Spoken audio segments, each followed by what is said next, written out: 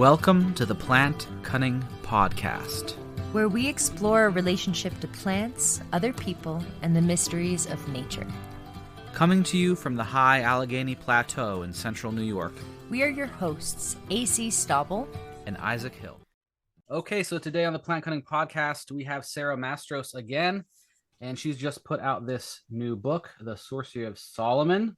So gorgeous. It's a guide to the 44 Planetary Pentacles of the Magician King. So this is a book about pentacles, Solomonic pentacles. It is.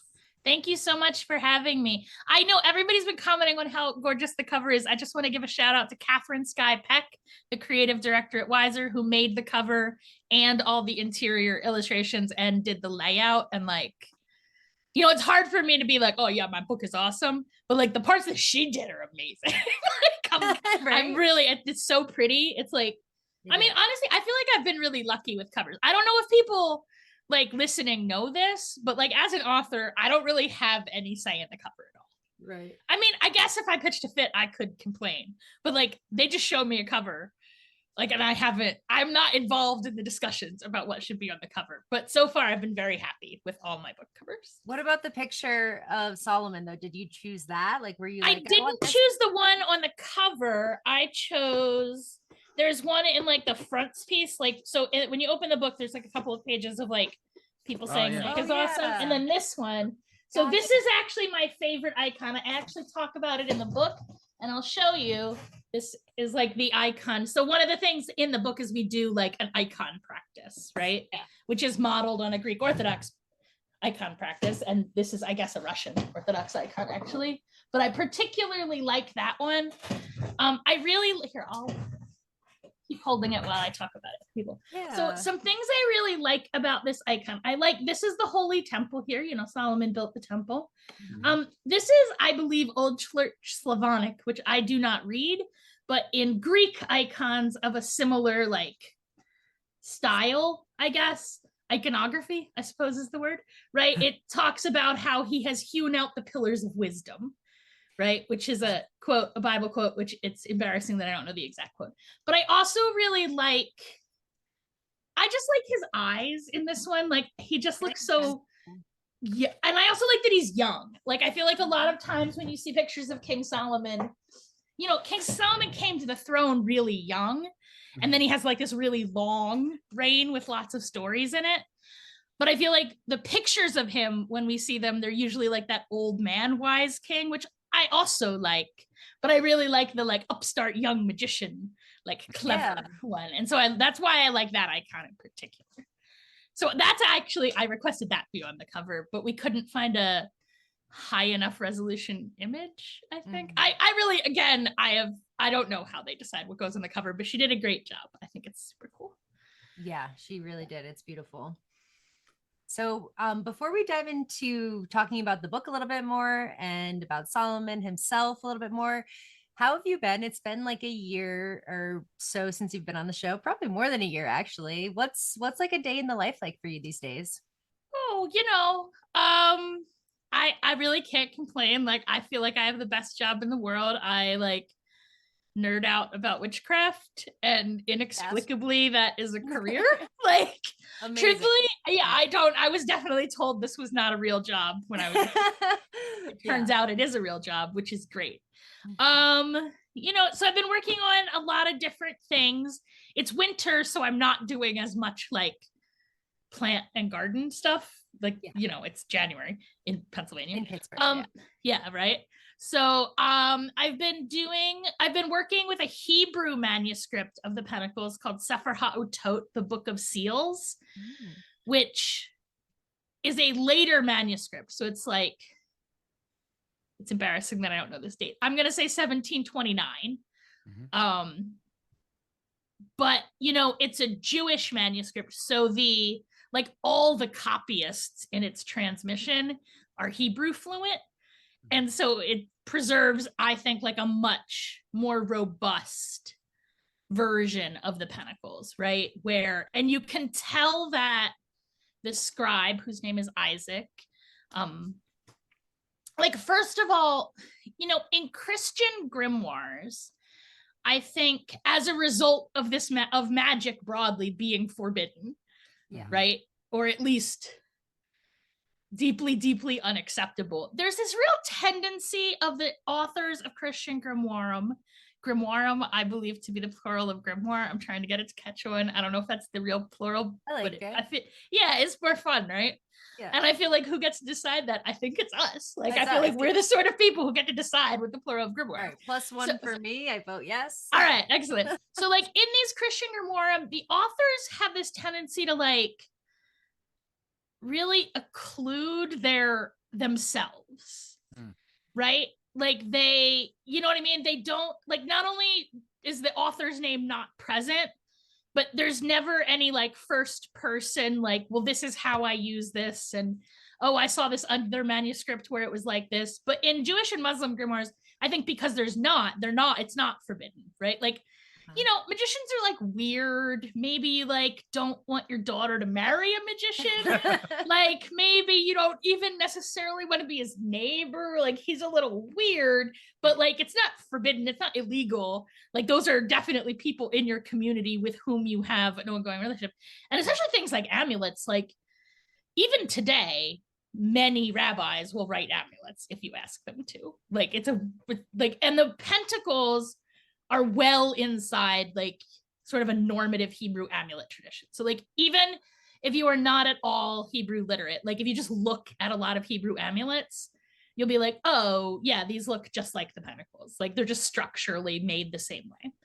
So in this Jewish text, there's a lot more like sort of commentary and like sort of marginalia, right? So sometimes he says, like, for example, we know that the scribe Isaac has seen more than one copy of this, more than one version of this text, because sometimes he talks about like, oh, in this other manuscript, it says blah, blah, blah. Or sometimes he says like, this is the way it's written in the book, but that is definitely wrong and it should be blah, blah, blah. And those are really helpful because Hebrew amulets are in code a lot of times. Right. And so like knowing like when he corrects, he like justifies his correction. He's like, it should be this because of this verse. And that's really helpful for figuring out like for code cracking. Right. So a lot of times, for example, like a holy name is made out of like the first letter of every word in a verse, which is really easy to do if you like have the verse and want to construct the name. But when you have the name and you're trying to go backwards to the verse, much harder. Yeah. There's some software. My collaborator wrote some software to help. And that manuscript, like my Hebrew is not 100% fluent. Like I can watch Israeli drama where they talk slow, but not Israeli comedy where they talk fast. Basically, that's about my level, right? And so like when it starts to get technical and coded, like I'm a little iffy. But also this manuscript, just as a manuscript, is pretty difficult. Like his blessings to Isaac the scribe, like his rabbinic handwriting, like on the pentacles themselves, beautiful. We call it asherit, like that square Hebrew script people. But you know, that's not what Hebrew handwriting looks like. Right. And so, and also this isn't, you know, Hebrew, modern Israeli Hebrew is not, let me think about how to say this. More so than other languages, because after the founding of Israel, the Hebrew language changes like quite a bit. So his 1729 Hebrew handwriting is pretty hard. And the manuscript is not that, like the ink bleeds through from one side of the page to the other. So at some point, I just hired a specialist in Hebrew manuscripts to help out with the like transcription and transcribing. And she studies Jewish magic, but is not herself a magician. Always a choice I find weird. Like I don't understand how you spend like, yeah, right. But she's young. Like she just finished graduate. She just graduated from her graduate program at Oxford, I guess, in the summer, right? Yeah, but she also has a background in math, which was helpful for some of the as do I, right? Like before I quit the witch full time, I was a mathematician. And so there was a lot of like code cracking. It's been a really fun project. It'll be out next. So I kickstarted it. And what I promised people in the Kickstarter was like just the translation with no like commentary or anything. That is basically done at this point, but it's not really due out until September. So I'm going to fluff it up with a lot of commentary. And then later on, sometime in 2025, I think maybe spring 2025, we're going to come out with a fancy edition from Hadian with like a lot of commentary and brand new illustrations. Sweet. Nice. Yeah, it'll be really cool. I'm really excited about this text. It both confirms a lot of things I thought about the Pentacles. Like I will say personally, and this is an unpopular opinion, so most of my colleagues and scholars don't agree with me on this, although I will say the number who agree with me has been slowly creeping up. So I think probably I'm on the right side of history on this one. I believe that the Pentacle, I'm sorry, I'm getting really into the weeds on this. That's fine. Yeah. Okay, so the Key of Solomon, right? Yeah. Like we talk about it as if it's a single book, but it's not really a single book. It's like a whole family of related books. Yeah. And depending how like lax you're willing to be with the like there's kind of a fuzzy boundary around it. So like depending how fuzzy you're willing to let those boundaries be, like the earliest copies of the Key of Solomon are the oldest copies of the Hygromantia, which is like a Greek text, right? So like most of the Key of Solomon, even though it purports to be Jewish in origin, is almost certainly primarily Greek in origin. But you know, those cultures are very closely woven together. Yeah. The Pentacles, however, there's like they're not original to the text. Like so the Hygromantia doesn't have them. And there's some ways to know that they're not like a cohesive, they're not part of the original text. So for example, the Key of Solomon has like a book 1 and a book 2, but the Pentacles are actually not in either of those books. They're in between book 1 and book 2. In some manuscripts that have like better chapter labeling, basically. Like, and that's evidence that they're separate. So I believe that the Pentacles originated in Sepharad, that is to say, in the Jewish communities in Muslim-controlled Spain, probably in like the 12th or 13th century.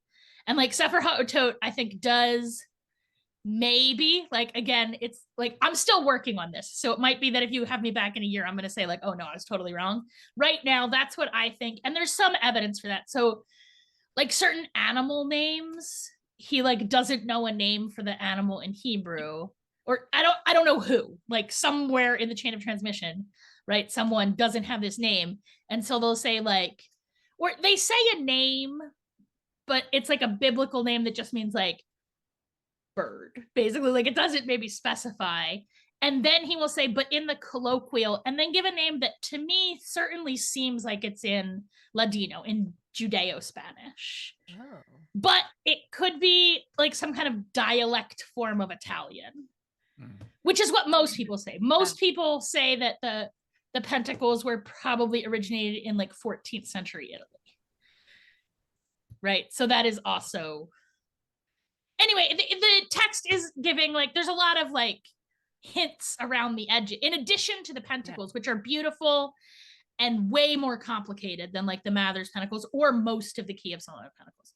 So like where these have like one letter, you know what I mean? Like in each, say like spoke of a star. Yeah. Sefer HaOtot will have a whole word, sometimes a whole Bible verse. Wow. In that place. So there's just a lot more Hebrew. And even though it's a later manuscript, you know, like when you look at some manuscripts of the Key of Solomon, when you look at their Pentacles, they like the person doing the copying obviously does not know Hebrew. Like they don't even know the alphabet because they're drawing some squiggles that are like not letters. And it takes some doing to even figure out what letter they meant. So even though this is later, I think having a Hebrew fluent like chain of transmission just preserves a much more understandable version. Yeah. You know what I mean? And Isaac definitely feels very fluent with these Pentacles. Like he feels comfortable correcting them and commenting on them. Like he clearly knows what he's doing. Yeah. Another thing I think about a lot of these manuscripts is that for practitioners of magic, they're like cookbooks. And this is something that my teacher, Chris Warnock, says. And so there's also a difference between somebody who is a cook and knows all these recipes and has made all these recipes and has their own versions of them, and somebody who's just writing down their grandmother's recipe and doesn't even do it, you know? Yeah, 100%. You know, the word grimoire is very closely related to the word grammar. Like grimoire means textbook. That's what that word means. And so I feel like when people are like, I do it just the way they did it in a textbook, like that is not the flex they think it is. Right. That's interesting. You know, like, I don't know, man. But I do think like it's really important to,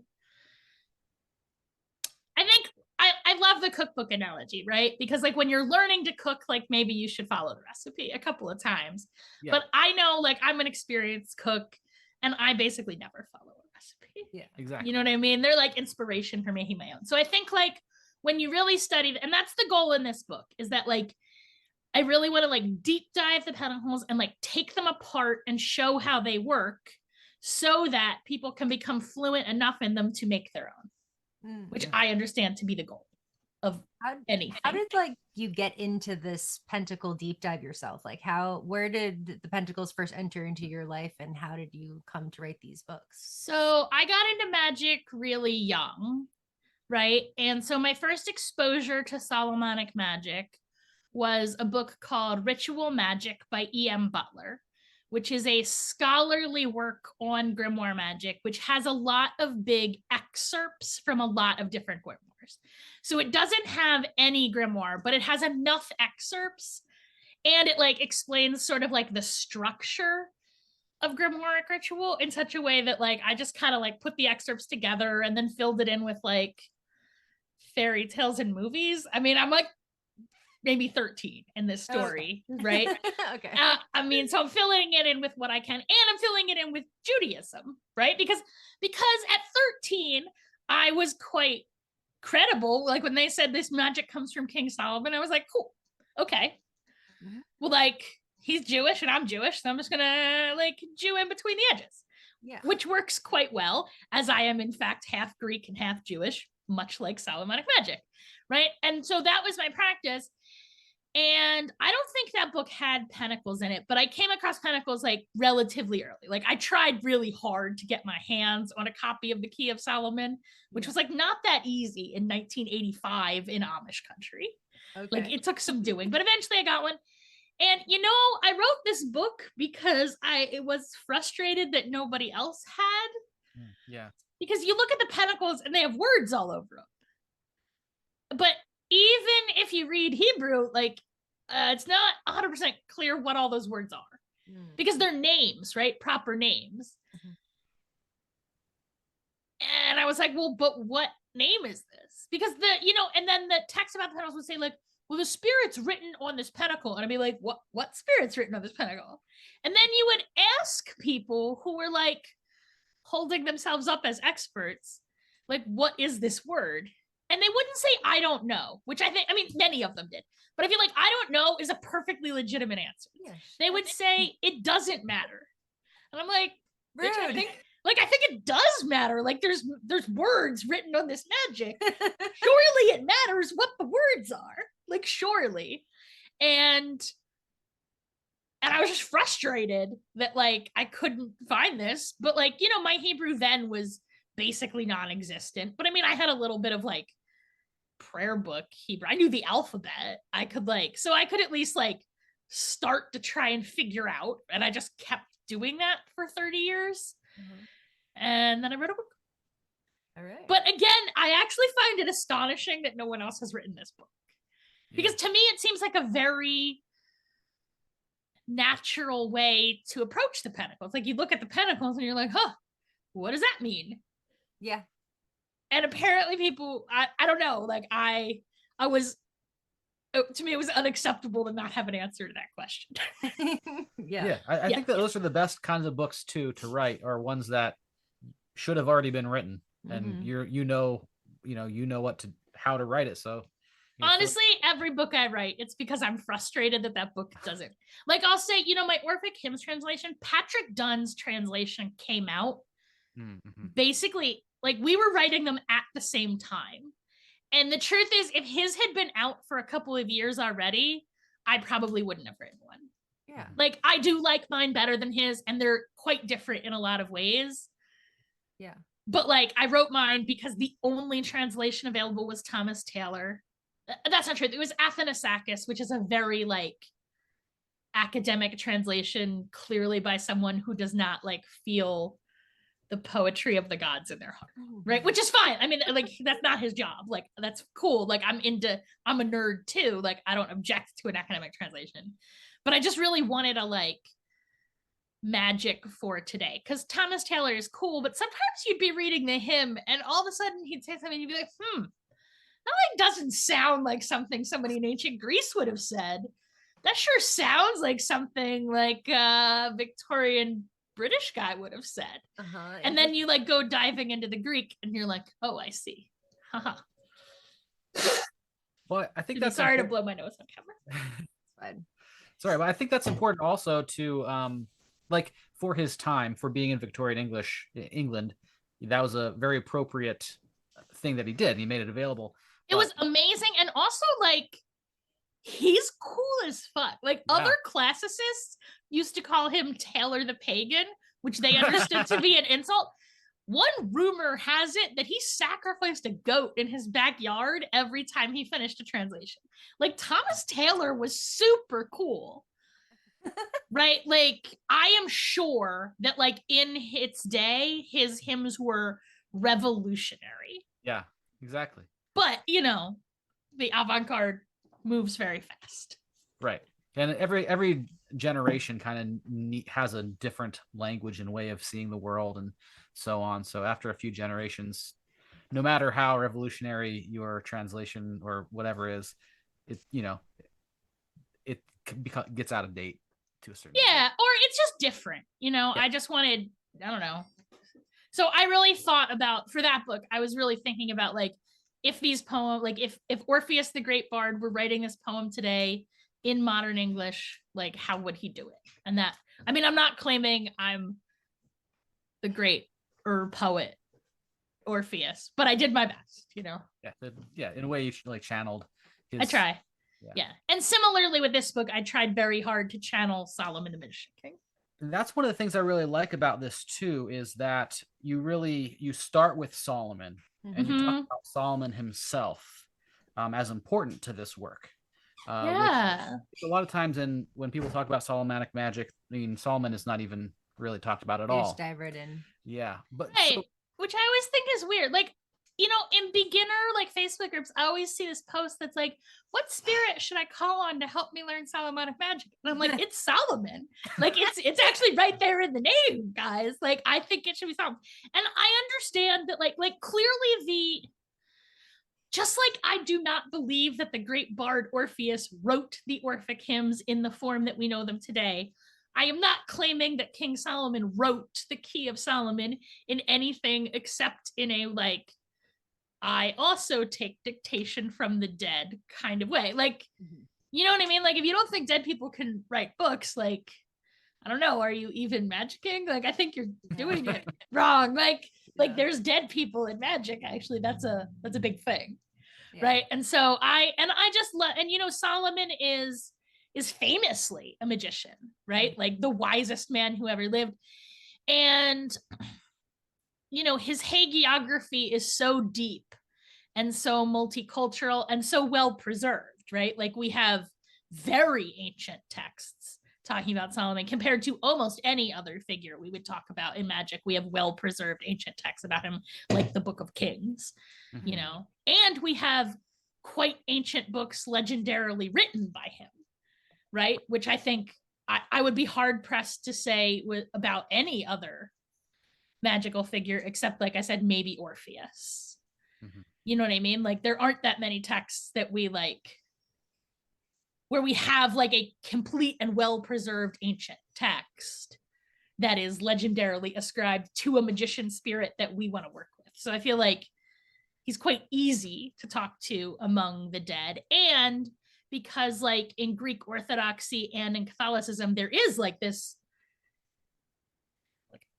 I understand that maybe they have some way of phrasing it that's not just talking to dead people when they're doing like a saint or icon practice, but I mean I'm not trying to offend, but I mean like that's what saints are. They're dead people, right? They're right, and there's like a well-established way of talking to them. But they're also not just dead people.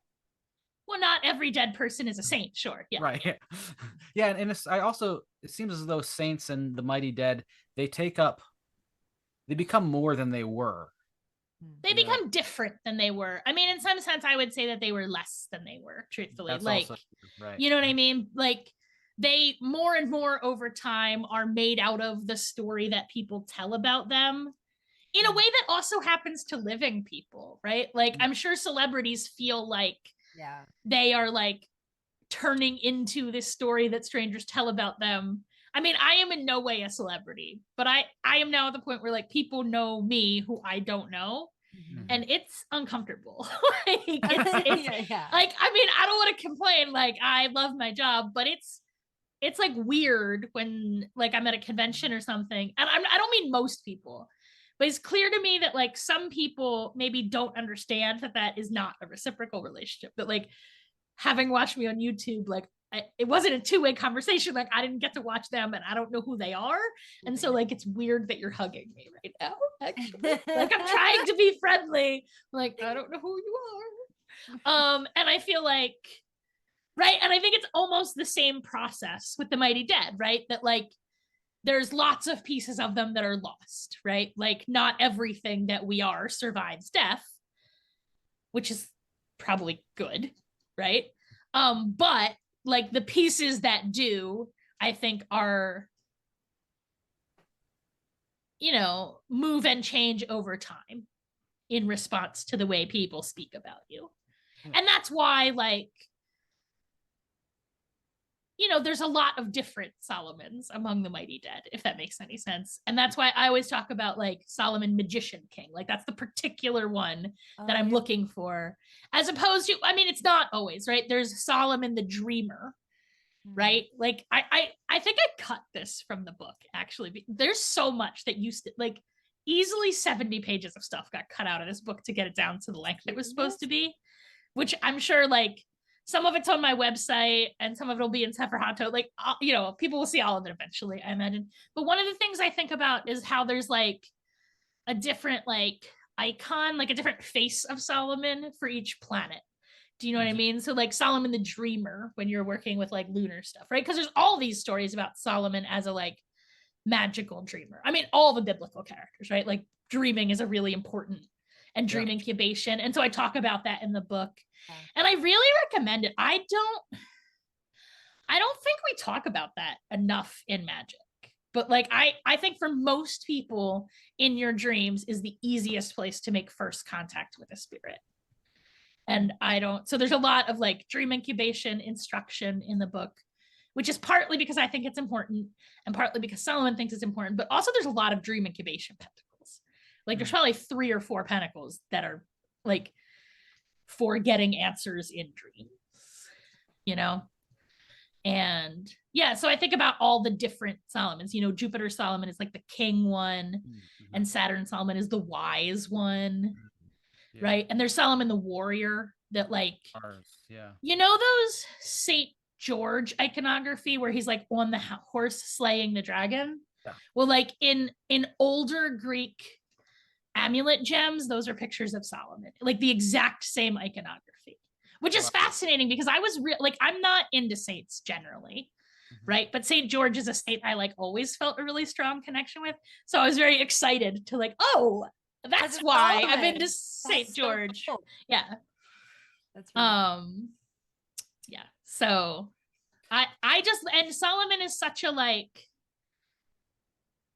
bombastic teacher that like, you know, he wants to teach you magic because we have all these texts attributed to him, right? And like, if you read Ecclesiastes and you read Song of Songs, that's like definitely a dude that wants to talk. Yeah. You know what I mean? Like, he has stuff to say and he would like to tell it to you. Definitely has stuff to say, for sure. Or like Proverbs, right? I mean, that's the teachiest book in Torah in some ways. Do you know what I mean? Like, that's the book that like parents read their kids at home. That's how I understand Proverbs, right? The book of Proverbs. And that's legendarily attributed to Solomon. Like, he is in his heart Kohelet, right? Which is the Hebrew, the book of Ecclesiastes is called Kohelet in Hebrew, which is interesting because that's a female word. Like Kohelet means like a teacher or a preacher. It actually means like someone who can hold the attention of the assembly. Like it really just means a person who can hold the attention of a crowd. But Kohelet is female, and that's really interesting because it's almost always like we almost always attribute that to Solomon, like that title, and it's interesting that it's a female title. Yeah, that is very interesting. Yeah. So maybe we could go into a little bit dream incubation, because I think that is so important. It's a practice that in the ancient times was like universal, and like you go to dream temples. Also in like not in most modern cultures, still universal. Yeah. Like ours is one of the only cultures where that is not a just like normal practice. Right. Yeah. You talk about that in the book, how like our dependency on like, you know, drugs or alcohol or whatever, and our like go like is robbing us of our dreams, you know. I really think the overwhelming majority of Americans are chronically sleep deprived. Exactly. And that cuts us off from our dreams in a way that feels really insidious to me. Yeah. Like, and there's recording your dreams and trying to like remember your dreams, and then there's actively trying to incubate specific dreams. And so how does somebody do that? Well, look, the first step is to like get your body in a place where you are indeed like, first you need to reestablish just like normal healthy dreaming, right? Which means like no drinking. You know, people say marijuana suppresses dreaming. I will say personally, that is not my experience of marijuana, but I will say it is the experience of most people I talk to. And I'm a very strong dreamer. So I will say like, I don't always know what's normal and it's not, but it really is like the number one key to oniromancy, dream magic, is to get more sleep. Because as long as you are sleep deprived, like your body's always gonna prioritize like healing, which it needs to do during sleep, right? So you gotta just sleep enough. But then after that, you just want to get in a place where you are reliably like remembering your dreams. The key, you know, dream incubation, it's not even really a magical technique. It's just a normal human thing that like if you go to bed worried about something, you're probably going to like whatever it is you're turning over in your head when you fall asleep, you're probably going to dream about it, especially if you're anxious about it. Well, that's how dream incubation works, right? And so there's little pieces of magic that can like help that along, right? But for the most part, in its essence, dream incubation is that you like focus on what you want to dream about while you are falling asleep. And ideally you do that in a kind of anxious way where you're like, your head is spinning. Something that I find really helps is like audio. So sometimes I will like record myself saying like almost a script for a dream, and I'll just put it on repeat while I'm sleeping. And I am so susceptible to that like, wow, if my roommate is watching TV in another room, I'm probably going to dream about it. Like if I can hear it, it like like the things you can hear, they seep into your dreams. Right. And so I think, I mean, it's so like, it's not a magical technique at all. It's just how human brains work. Right. And then that's like the first stage of dream incubation. Like the easiest kind of dream incubation is you basically have a question. In Judaism, we would say you ask a dream a question. Right. But it's more like you have a I think of it more like you have a topic that you want a solution to. Right. And you turn it over and then you sleep on it. Right. And you dream about it and wisdom comes. Right. And once you're sort of at that level, right, where you can like on that psychological level, you can kind of determine what you're going to dream about. Like the more sophisticated kind of dream incubation is really just a spirit conjuration combined with that. Do you know what I mean? Like, so you get the spirit to actually do the answering instead of your brain to do the answering. Like you seek, like the thing you're programming yourself to do in your dream is the conjuration basically. And it still works. And it's much easier because genuinely, I don't know why. I mean, I want to be like, oh, it's because the dreaming is halfway to the magical realm. But like, I don't know what that sense even means really. But I think we all have a sense that like, I think all of us who are in tune with the spirit world have an experience that like communicating with the spirit world and dreaming are similar in the way they like feel in your body. Like they are clearly similar neurological phenomena, is really what I mean by saying that like dreams are close to the magical, the spirit realm. Like the spirit sight and the dreaming are clearly related to each other, but not identical, right? Like they're different. Just like a hallucinogen trip is kind of like a dream and kind of like a spirit journey, but still quite distinct experiences. And some dreams are like pretty clear in their like wisdom, but any tips for interpreting dreams that are sort of like not coming to you easy as far as so a lot of things. The first one is that like an important dream will repeat. Yeah. So if you're not like really sure about a dream, you can try just incubating about the dream the next night. But also like I feel like you don't have to worry about an important message that you got in a dream being lost, because if it is important, it will repeat. Thank you. And so if you get repeating dreams, those are the ones that I feel like you really have to focus in on. But if spirits try and talk to you in your dreams, they're going to keep calling until you answer the phone. Yeah. At least for a while. You know what I mean? Like it'll repeat. So that's the number one. In fact, I generally advise people, like people come to me for dream interpretation, I generally tell them that like if that dream hasn't repeated, they should just ignore it. Okay.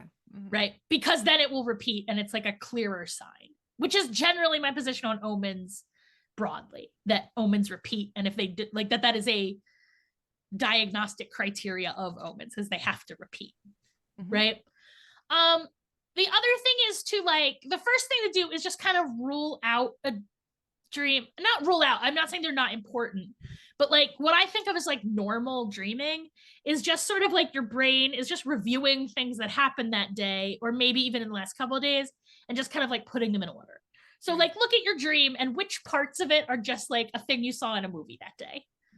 You know what I mean? And those I think don't have a lot of deeper meaning to them. That's just your brain like fixing its filing system, basically. Like that's part of how our memories work, right? Is that we like refile our memories while we're dreaming to like connect them into our memory card catalog. You can tell I'm like not a neurologist here, so I'm like struggling to describe, but that, you know, you set your memories while you're dreaming. You kind of sift through those and then, yeah. And then the other thing is, I think a lot of times people focus too much on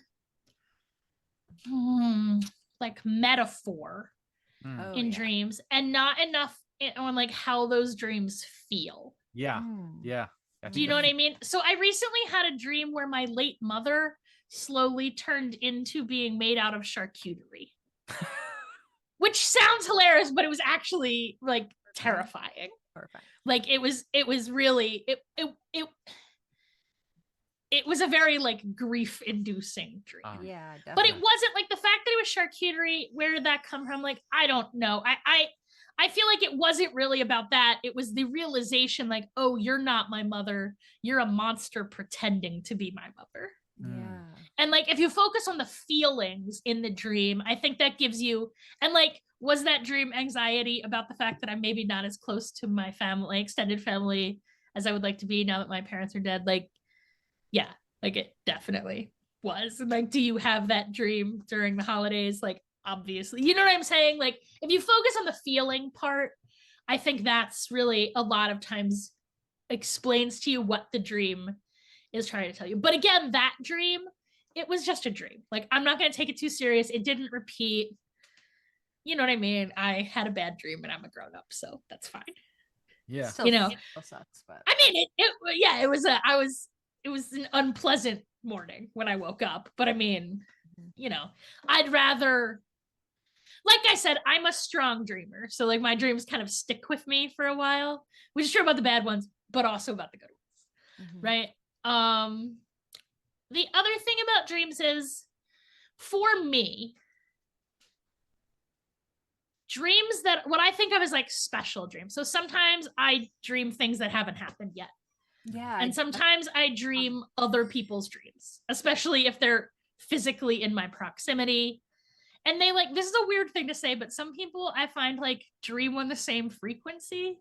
So like my housemate's girlfriend and I dream on the same frequency. So when she's wife, actually I called her his girlfriend, but she's his wife. Like when when she's sleeping here, she and I very routinely share dreams. Interesting. Yeah, like some people, I think just more than others. But it's not, it's one of the reasons I really don't like to share a bed, truthfully. Like if I share a bed with somebody, they're going to be all up in my dreams in a way that I actually don't really care for. Yeah. Right. So, but for me, special dreams, like predictive dreams, they are quite recognizable. Like they just have a different character to them. I want to say that they're more vivid, but that's not exactly the case. It's there's like yeah, they're a lot crisper. Yeah. And emotionally, they're maybe less vivid. Like I feel like emotions in dreams are quite heightened compared to like regular waking life.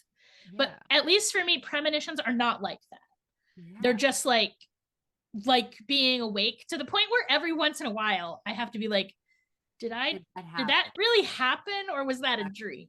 Do you know what I mean? So much when I was younger. Yeah, right. And so conversation with someone and they would be like, I have no clue what you're talking about. So we just and so a lot of the ancient authorities like Talmud and the other like authorities on dreaming, they'll say that. They say that like a special dream, a like dream that comes from God, they would say, like it has a special character to it. It has the character of real life to it. And it also doesn't have the like, you know how when you're telling a dream, either telling to somebody else or writing it down, it doesn't really make sense. Like you're in one place, but it's also this other place, and somehow it's both of those places at once. Yeah. And that made perfect sense in the dream. But now that you're thinking about it, like it doesn't. Those are, I think that characteristic of dream, that is a characteristic that it's like a regular dream and not like a communication dream. The dreams where like a spirit is giving you a dream are not as like that in my experience. Like they go in order and like they have a setting that is a setting that stays where it is in a way. They're just more solid. Like it's not that they're more vivid. Again, in some ways they're less vivid, particularly emotionally. Like the way that you like wake up from a nightmare and like your heart is pounding. I feel like magic dreams are actually not like that. You're sort of like your normal waking level of emotionality. But they have a like solidity to them, right? Where they're not like just flowing one idea into another, like things have crisper boundaries. And I think that is the number one thing to look for, right? In a dream that like is important in some way. Like it arose from somewhere that's not you. That's really how I think about it. That like the dreams that arise from inside me are really just like things that were already in my head, kind of softly muddled together. And those are good. And there's a lot of value in them. Like that's where we solve problems. Yeah. That's where we heal. But from a magical standpoint, they're still all in you. Like there's nobody else in that dream. Everybody in that dream was you. Right? Whereas the dreams that come from outside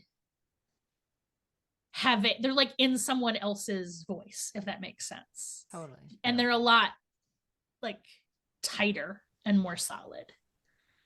Yeah, that makes a lot of sense. Maybe we should get to some pentacles though. Sure. Too. So what are pentacles and what can you do with them for people? So a pentacle is a kind of a Hebrew amulet. I think there are a lot of ways to think about them, but I think the simplest way to think about them, let me just show like an example of one that I think is, okay, so this is something I call the all-knowing dodecagram. This is something that I think of as like an archetypal pentacle, right? So they're circular. One of these, like the generic pentacle is circular. It has words around the circumference, which are almost always a verse from Torah, right? I will say that the more Jewish they are, the more likely they are to not be just a straight verse from Torah, but to be a verse from Torah that is in code or a combination of multiple verses or a verse written backwards, but some of the words are forwards and all those sort of things. Yeah, like they're a little more, it's what I was saying before about cooking, right? When that's your holy text and you've spent your entire life studying it, I think you feel a little more free to like get weird with it. I gotcha. Okay. You know, essentially you can tell, like in Sefer HaOtot, you can tell that they're writing the verses from memory, because sometimes they'll make an error where like they have the wrong word, but it's a synonym for the word that's in Torah. Yeah. And to me, that's an indication that they just like knew, they were just writing the verse from by heart, but like they said ship instead of boat, basically. You know what I mean? Or sometimes they change, those sort of mistakes indicate to me that they're probably being written from memory, right? So that's called a versicle, and I think of it as like a lens, right? We have this magic circle, and in magic generally, I think circles, you know, geometrically a circle, there's only two things to it. It has a center and it has a boundary, which is all the points that specific distance away from the center, right? And when you think about it that way, that's all magic that has a circle, and it has to rely on those properties because that's all a circle is, right? And so in Pentacles, most of the time in magic, a circle is sort of creating like a bubble of space, like space-time consciousness that is somehow different than the space-time consciousness on the outside, right? And so we normally think of ourselves as being inside the circle, but these Pentacles, we have like little ones, right? And I think the versicle, I think of it as sort of like a semi-permeable membrane that determines like what kinds of energy can flow in and out of your circle. Then on the inside, right? So we talk about them as amulets, right? And I think that's the easiest way to think about them, but there's another sense in which they are a diagram of a ritual, right? So on the inside, you have like sometimes some geometry, right? And then primarily the insides of Pentacles are composed out of like names of power. So names for God, names that we interpret as angel names, and sometimes other kinds of Hebrew words of power, basically. And some of those are made out of Torah verses, but a lot of them are just quite familiar names for God and for angels, right? And they essentially rely on those names that are like given a structure by the geometry inside the pentacle. Cool. So you also mentioned in the book that these pentacles come from their powers from the divine name. They're coming from the divine plane, but they also have a celestial aspect to them. They're split up by planet. So they're definitely categorized by planet. So here's the thing: like I think when we're talking about like different kinds of magic, like, oh, is it divine or is it celestial? I think that matters a lot more, just to give us some kind of vocabulary to talk about them. Like in terms of your actual practice with them, like there are a lot of things, right? So Agrippa talks about three kinds of magic. Natural magic, where like the power for the magic comes from like plants and stones and whatever, but also from the magician themselves, right? Like the power is coming from earth, like things that are embodied on earth.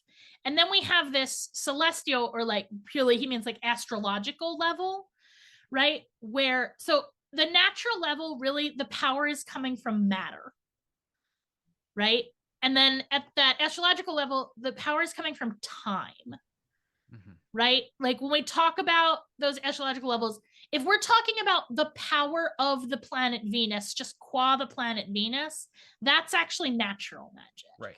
Right? It's just an embodied being, and that body is the planet Venus. But usually when we talk about astrological magic, we're talking about timing. Yeah. And in some ways, like the planets and stars are really just a clock that we are using to keep track of timing.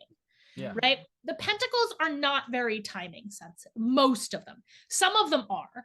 Like the pentacles are kind of a collection of other magics. So some of them, and Sefer HaOtot, remember I was saying about how Jewish magicians like maybe cite their sources a little more? Yeah.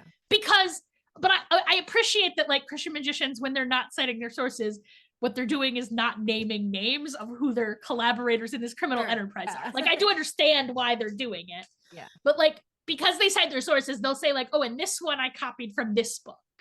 And so some of them are quite astrological. Like some of them are obviously astrological. They specify like you have to do this when Jupiter is in Cancer, or whatever. But most of them are not, and they don't rely super strongly on the timing aspect, just like they don't rely especially strongly on the materia aspect, right? Like the essence of their power is in these names and words, right? They're spirit magic, or you could also think of it as like mental magic, right?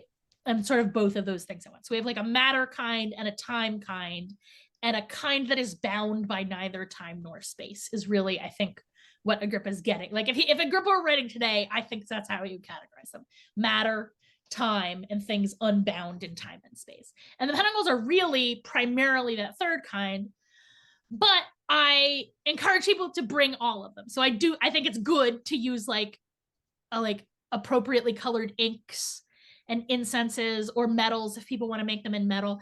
I know today there's this idea that they have to be made in metal, but that is not only false, it's also ahistoric. Like historically, most pentacles were written on parchment or paper.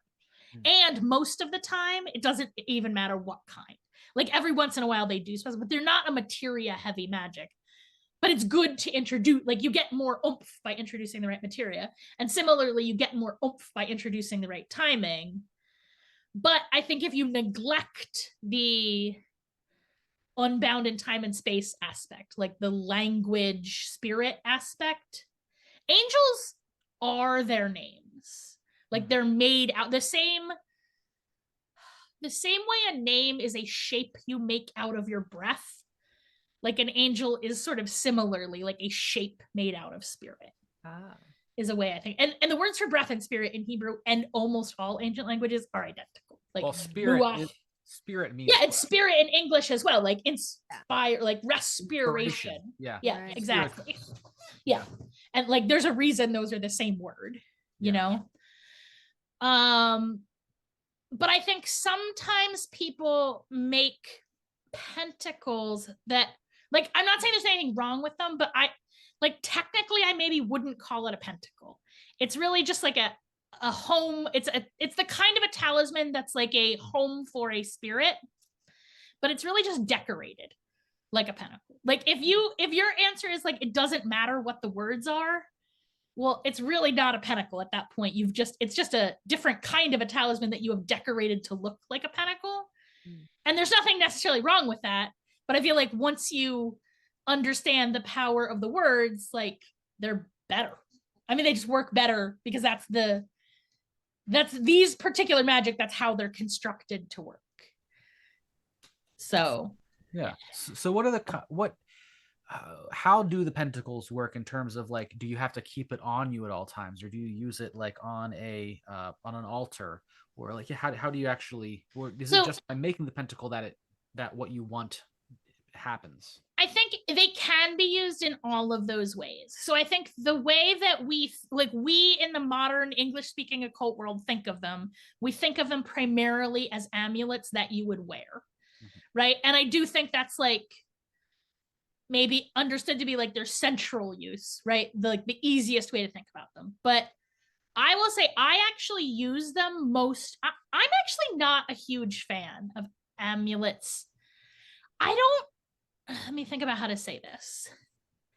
I broadly, just as a rule, would prefer to do like a whole bunch of very targeted magic rather than like one really big magic, because I can. Do you know what I'm saying? Like when I wasn't as good at magic, then like maybe like all my like good luck spells were kind of all the same, and all I could do was just like generally call out to the spirit of good luck and have it like wash over me, and that's great. But I feel like once you have the ability to be like more precisely targeting, I just personally prefer that. So I usually use pentacles almost as like tables of practice, right? So I was saying like as a diagram of a ritual, I make them pretty big, right? So I make them like on an 8.5 by 11 sheet of paper or even bigger, right? And then I do and I sort of cast a circle, and then I do magic inside of it.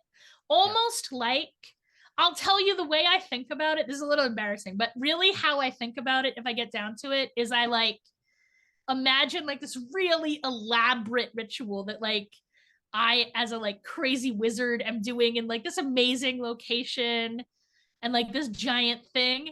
And when I make the pentacle, I'm almost like basically like playing with dolls, like reenacting that thing on this small scale on my desk. That's really, honestly, in some ways how I'm ending. So like where the name is, I imagine like the letters turning into fire and then like coalescing into the spirit.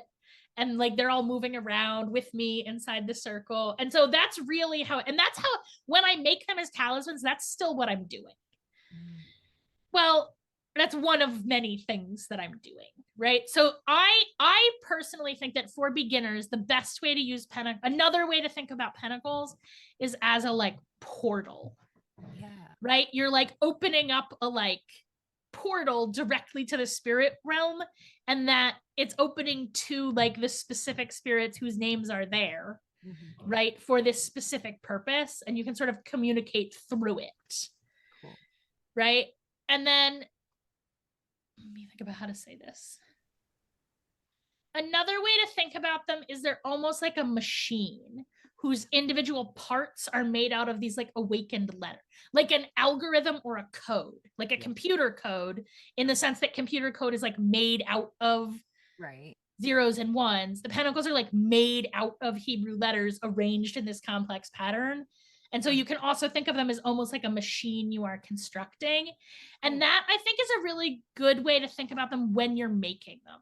Because when you're empowering them, like as you kind of push the energy through them, especially when you're first starting and you're maybe not very good at it, because I think it's important to understand that like the first time you make a pentacle, you're definitely going to do a bad job.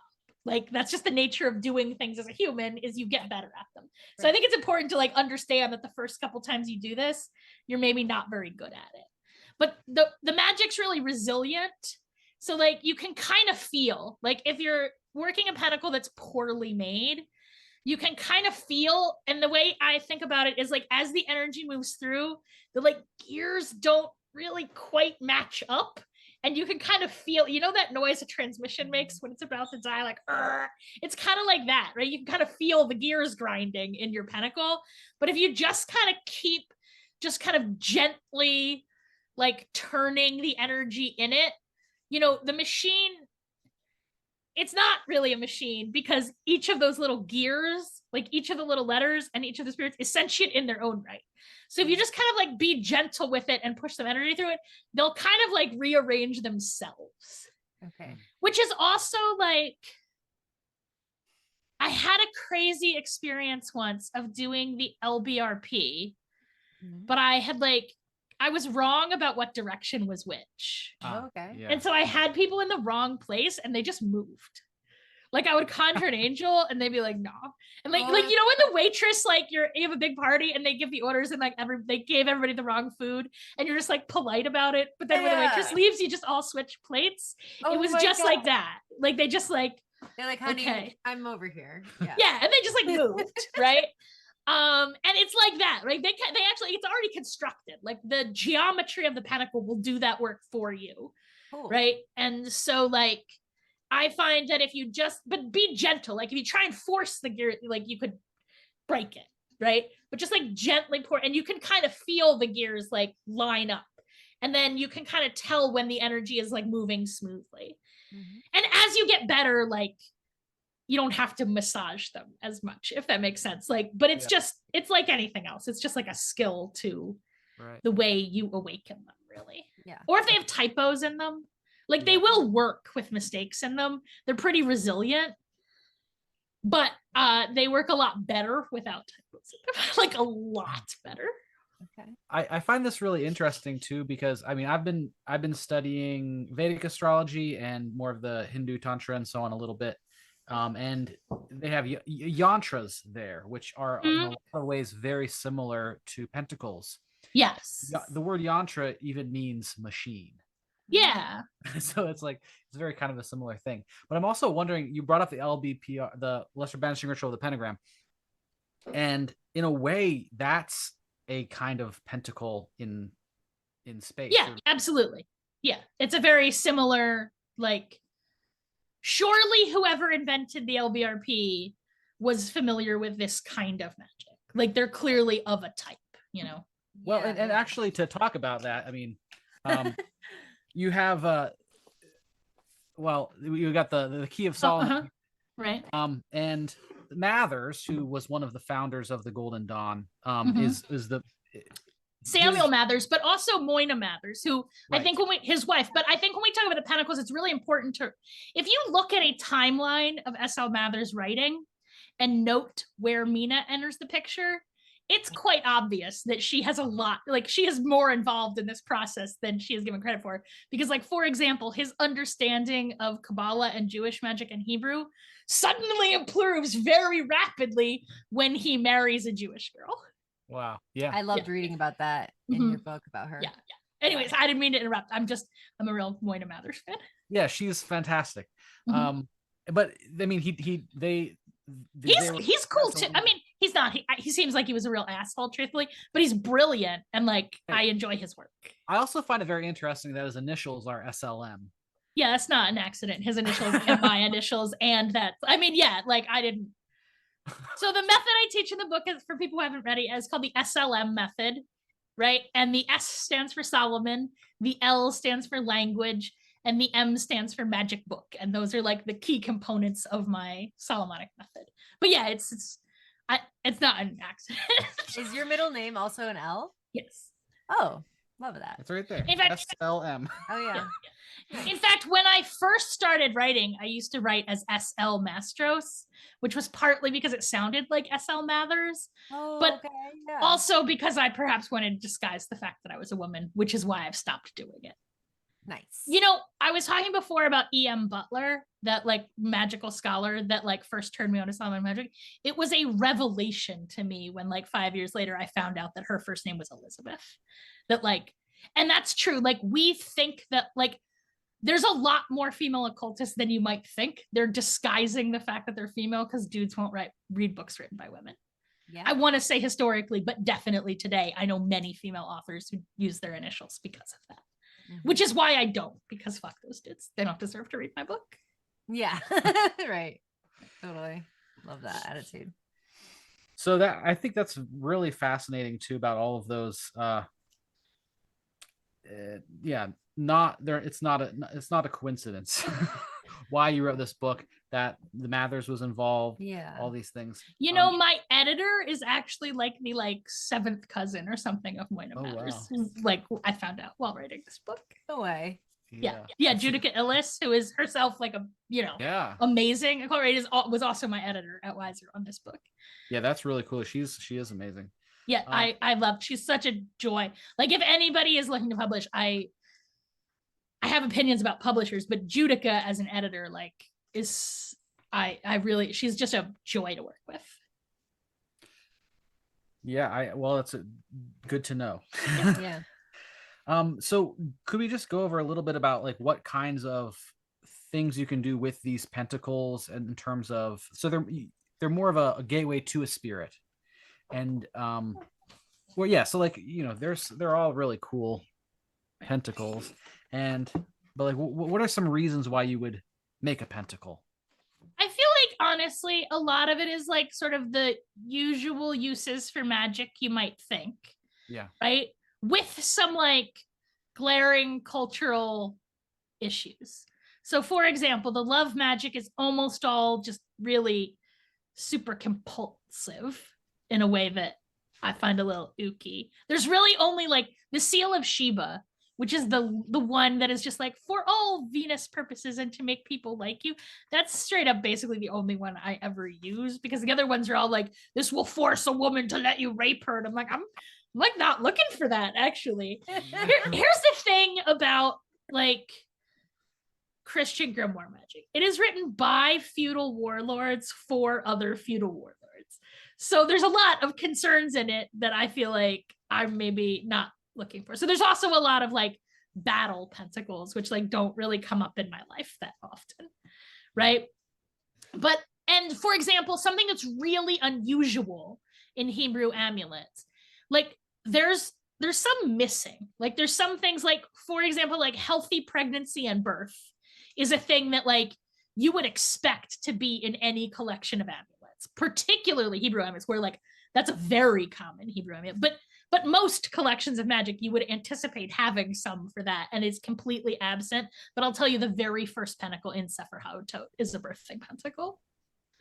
Right. And so like, but other than like those, like once you understand like what kind of magic the feudal warlords want, those are the kinds that are in this book. So there's a lot of, there's safe travel, both mundane travel and like spirit travel. There's, making powerful people like judges and kings like you, which I often recommend for job interviews. For that's nice. The hexagram of Abe in particular. Which I mentioned the COC, but I actually like to combine those two. Like that's like give me glory and honors and riches, and also everybody should just like me and think I'm charismatic. That's like a winning combination for a job interview. So I like those two together. There's a couple for riches. There's a couple for destroying your enemies. There's some weather related ones. They're kind of like cover the bases of, something I find delightful, but also a little sad is that like in my career as a professional witch, the kind of requests I get are basically identical to like, if you look at an ancient spell book, like the PGM or the Galgebrock, which I maybe said wrong. I don't really do Norse magic, but like, if you look at like the kinds of spells, they're like exactly the same. Like, make my boss like me, make the person I fancy be into me, get rid of my shitty neighbor. Like they're just the spells you would think they would be. Yeah. Right. And it's still the same in our modern day. Like those are the things people want magic for. Again, I really find the glaring exception of no birth and pregnancy pentacles. There's like a pentacle that I understand to be a fertility pentacle, but even that, like Mathers isn't really very clear that that's what it's for. Like he kind of beats around the bush with it, but like it's definitely for getting married and having babies. Like that's what that pentacle's for, right? But also like there's less. Okay, it's interesting. Weren't they like they had a celibate marriage or something? Like at that time. People say that. But that speculation is based on like one letter that Moina wrote to someone where she was basically like, our love is the most pure love you can imagine. And I'll tell you, like, that's just how young people talk when they're in love. Yeah. You know what I mean? Like I see maybe it was true, but I see no evidence of that. And I would be very surprised if that were the case.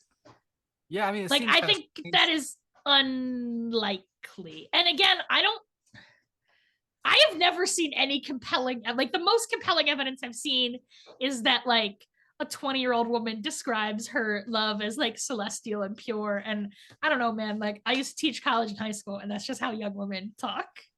Like, you know what I mean? Like, I don't think that means they're not fucking, but I definitely maybe that's true. Maybe also in Victorian England, it was just like, it was more, you just didn't talk about it as much. I mean, I assume that's the case. I will say in Judaism, and like, I mean, Moina, I don't know whether Moina continued to, Moina Mathers, before she was married, her name was Mina Bergson. That's Henri Bergson's sister, and she comes from a very prominent and very Jewish family. Like her great grandmother is like instrumental in the founding of Hasidism, right? Like it's a big name Jewish family. And how religious was her family? I mean, I don't know. Her dad was a traveling musician, and I don't generally think of those as like, I know a lot of musicians and I don't generally think of them as super pious people, right? But I will say in Judaism, a celibate marriage is simply not a marriage. Like that would be shocking. Right. That was one of the most shocking things Jesus preached to Jews. Like, abandon your wife and children to follow me. They were like, no fucking thank you. Right. Right? Like, so I just find it unlikely, truthfully. But who knows? I mean, yeah.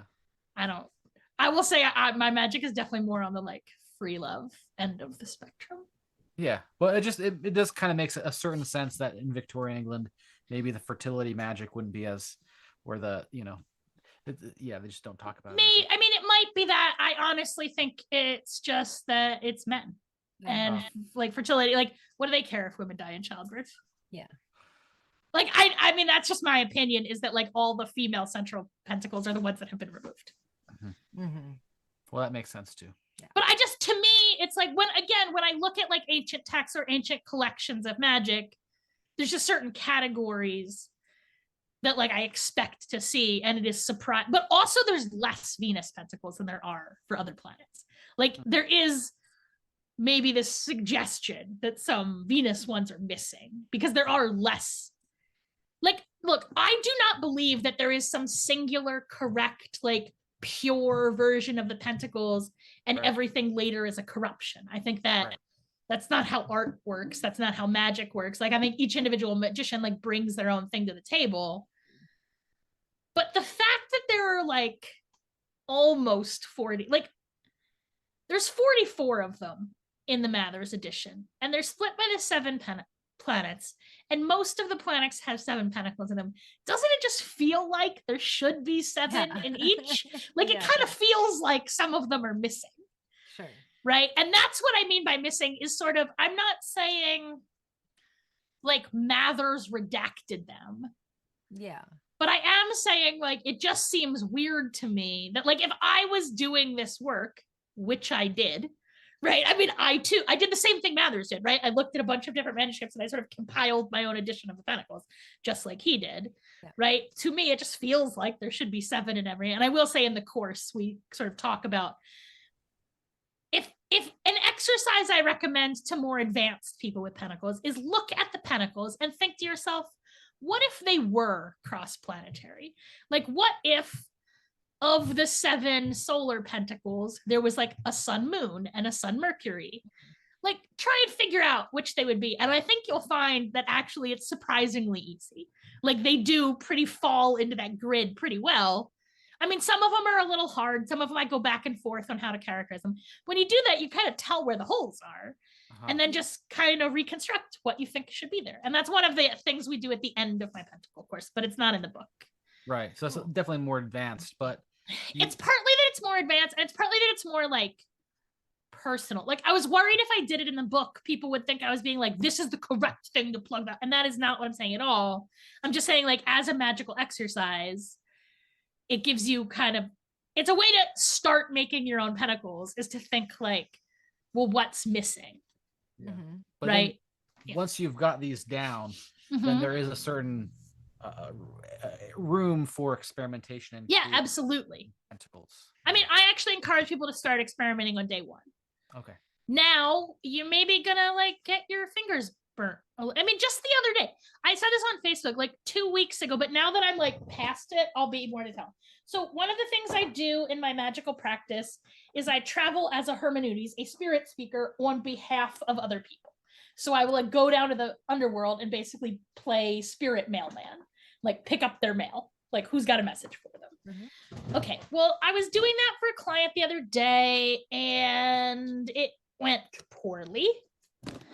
And like, it's a client, so I don't want to go into details. I met this spirit and they just seemed deeply unsavory to me.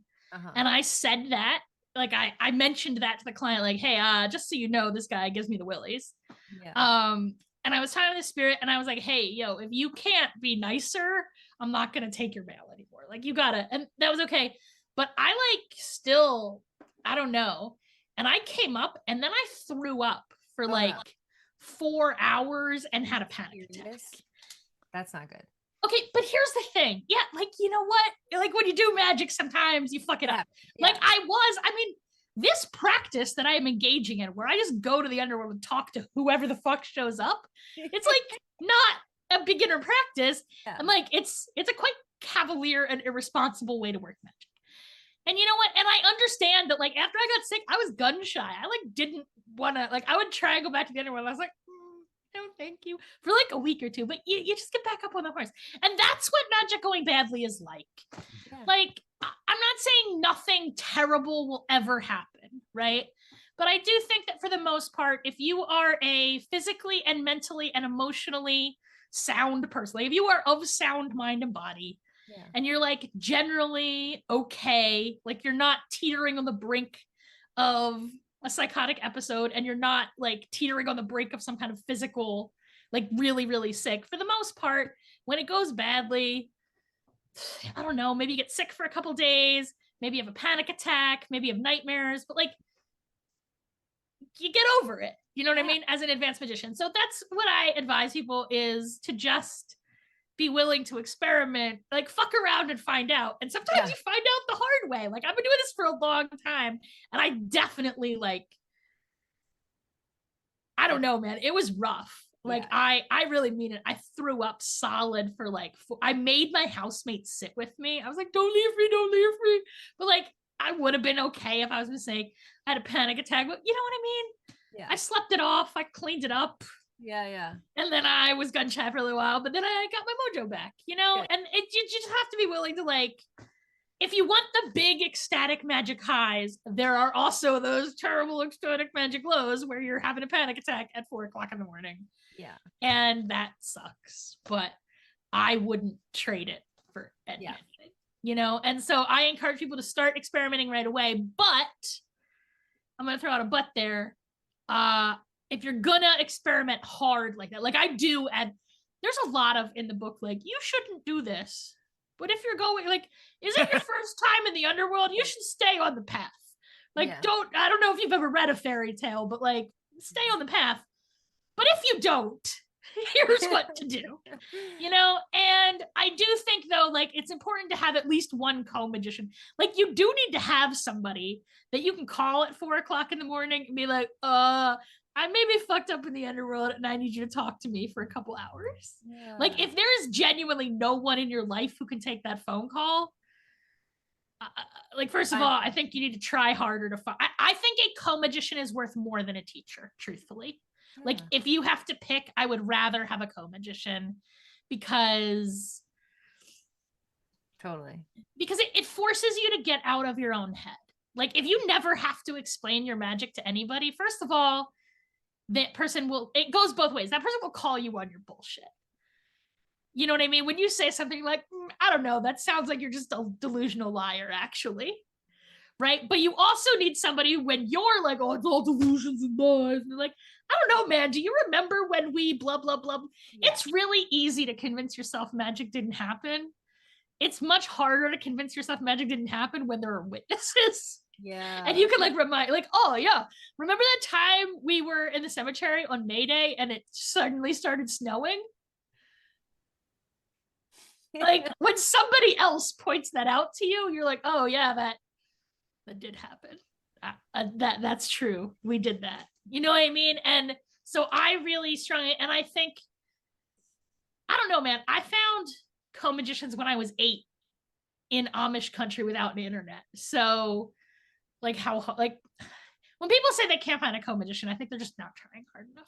But I do think if you're going to do these like fuck around and find out kind of magic, it's like, you like use the buddy system. Like, there should be 2 of you. You don't have to do the experiment together, but I really do think minimally you need somebody who will take a phone call at 4 o'clock in the morning when you're shaking from having fucked up in the underworld. Yeah.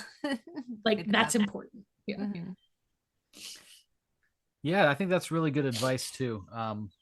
Because there's good things about solitary practice, of course, but I think having other people who know what you're doing and are on the same level is extreme. Or not. I mean, honestly, like, they don't even have to be on the same level.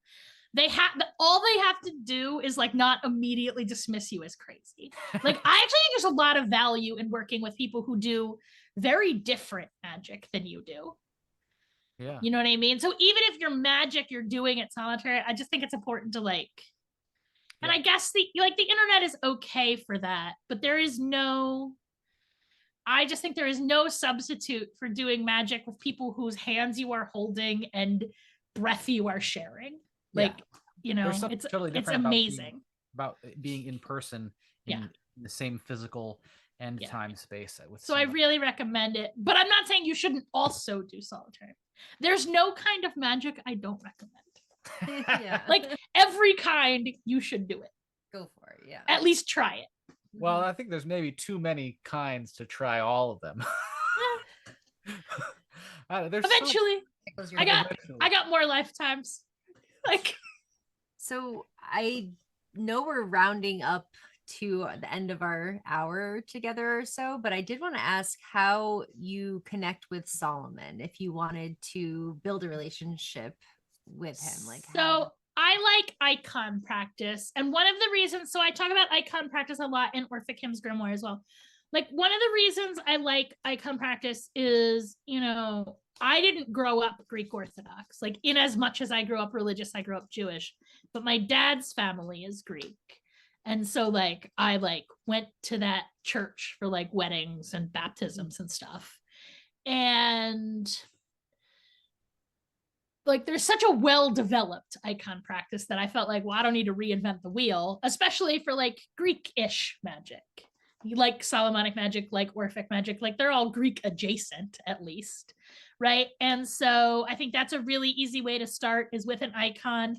Solomon, I don't know if Catholics consider Solomon a saint, but all the Eastern Orthodox churches definitely do. So it's quite easy, right? Like I was showing off my Solomon icon before. I think I got it from like orthodoxgifts.com or something. I mean, like they're quite easy to find. And you should just pick out one that speaks to you. And I think that's a good way. You know, an icon, at least the way I use them, is a flat idol. It's just a two-dimensional idol, right? And so like you awaken it exactly the same way you would any other idol, as like a portal for speaking to that being and as like them to have a temporary home when they're talking to you. In your dreams, I think is great. There's invocations of Solomon, but Solomon is really, I find, just easy to talk to. Like he's a talk, like Kohelet, right? Like that's his whole shtick is he wants to stand up on a soapbox and say some stuff. So I think he's eager for the opportunity for you to stand in front of his soapbox and listen to him talk about magic. Cool. Right.